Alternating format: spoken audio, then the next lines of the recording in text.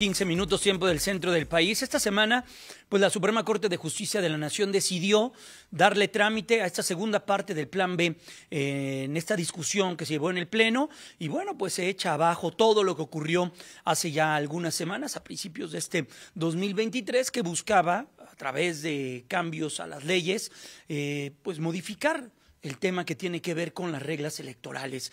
Ya lo había decidido en una parte, hace unas semanas, la propia Suprema Corte de Justicia de la Nación, dio trámite en esta segunda lectura, 9 votos a favor del proyecto, 2 en contra, Yasmín Esquivel y la otra de las ministras, en el sentido que pues echa abajo esta decisión que estaba impulsando el propio gobierno de la República.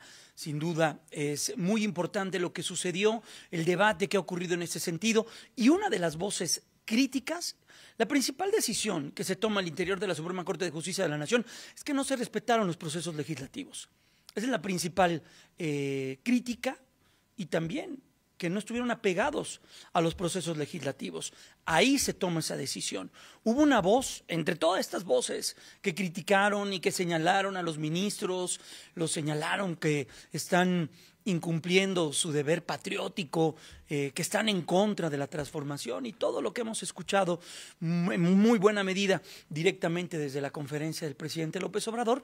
Hubo una voz crítica, una voz crítica, una exministra en retiro, hoy senadora de la República, senadora por Morena, quien fuera también la responsable de la política interna de este país, Olga Sánchez Cordero, pues sí, elevó una crítica del trabajo legislativo, de que esto sirva como una pues especie de lección, de que los procesos legislativos se tienen que mejorar, se tienen que cuidar y se tienen que proteger. Platiqué con la senadora en retiro, con la ministra en retiro y actual senadora de la República, Olga Sánchez Cordero. Aquí tenemos parte de la charla.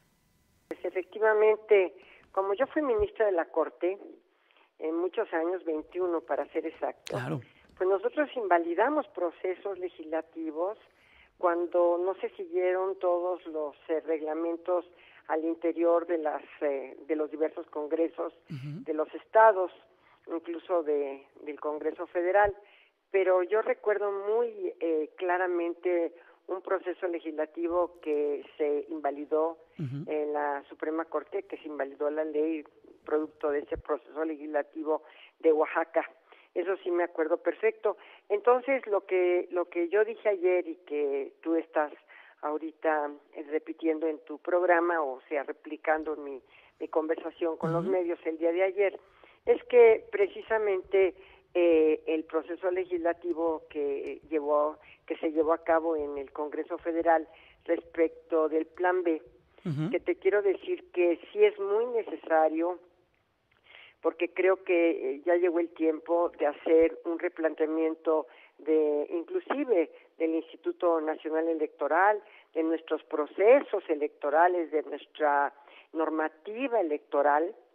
Es muy importante hacerlo, pero cuando el proceso legislativo no fue pues tan fue tan atropellado como dije, pues en realidad la Corte, con los precedentes en los que yo también intervine, por cierto, claro, pues yo se lo dije al coordinador, le dije este proceso legislativo, yo le dije cuando llegó a la Cámara de Senadores, yo creo que lo va a invalidar la Corte, casi estoy segura, le dije, porque no viene bien establecidos los procesos, claro, que se debieron de seguir en la Cámara de Origen.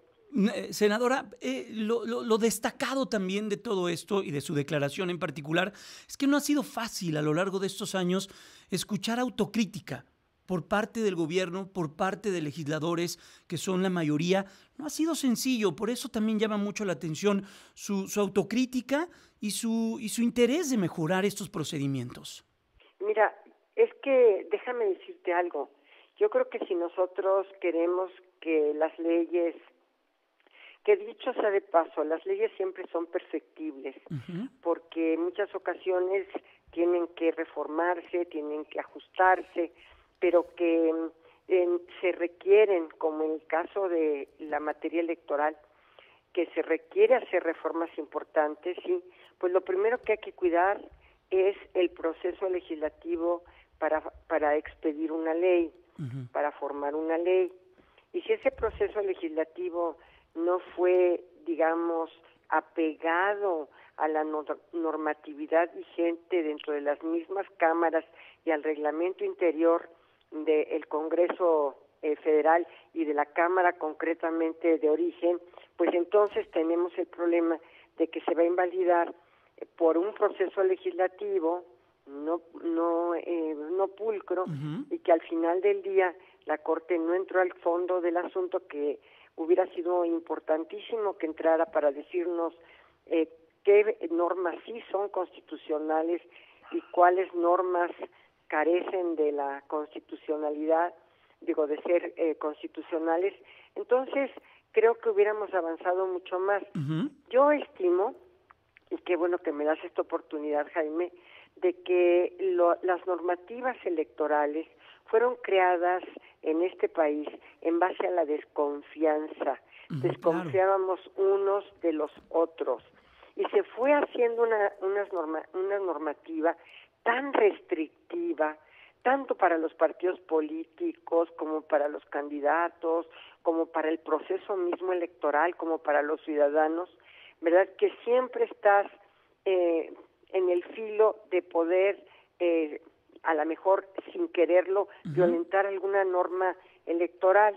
Entonces, creo yo que debemos tener un proceso electoral y unas normas electorales muchísimo más modernas, sobre todo a la altura a nivel internacional, ¿verdad? Ver cómo estas normativas a nivel internacional están formuladas, y avanzar en un plan diferente, un plan que sí podría realmente darnos una respuesta en este siglo XXI a los procesos electorales que vamos a llevar a cabo. Y el más importante, ¿no? Uno de los más importantes de la historia, o el más importante en puerta, 2024. Así es necesaria una reforma electoral, electoral.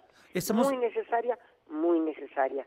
Sin embargo, pues lamentablemente ya no tuvimos la respuesta de fondo de la Suprema Corte, pues por haber fallado en el proceso legislativo, en donde yo misma intervine en procesos anteriores legislativos y en donde yo misma me sumé a la invalidez de las normas que se habían expedido. Estamos platicando con la senadora de Morena, ministra en retiro, Olga Sánchez Cordero. ¿Ya platicó? ¿Usted fue la primera mujer que llega a la Secretaría de Gobernación en este gobierno? Sí. ¿Ya tuvo la oportunidad de platicar con Luisa María Alcalde? Primero, ¿cómo vio el nombramiento? ¿Y habló con la nueva titular de la Secretaría de Gobernación? Sí, claro que hablé con ella. Es más, le dije que me gustaría platiqué con ella, por supuesto, inmediatamente fue nombrada. Le traté algunos temas, pero después le dije, mira, yo creo que es necesario que tengamos una conversación, un café o un desayuno, donde pudiéramos platicar mucho más sobre muchos temas que yo empecé a trabajar en la Secretaría de Gobernación y que creo que deben continuar, sobre todo en materia de derechos humanos, en materia que son los más importantes, en materia de fortalecimiento de las instituciones del sistema de justicia, que también se realizó en la Secretaría de Gobernación. Fíjate, ahí se creó una unidad que se llama la Unidad para el Fortalecimiento de todo el sistema de justicia, y en donde tratamos todos estos temas, tanto de la procuración como de la impartición de justicia, y habíamos avanzado muchísimo.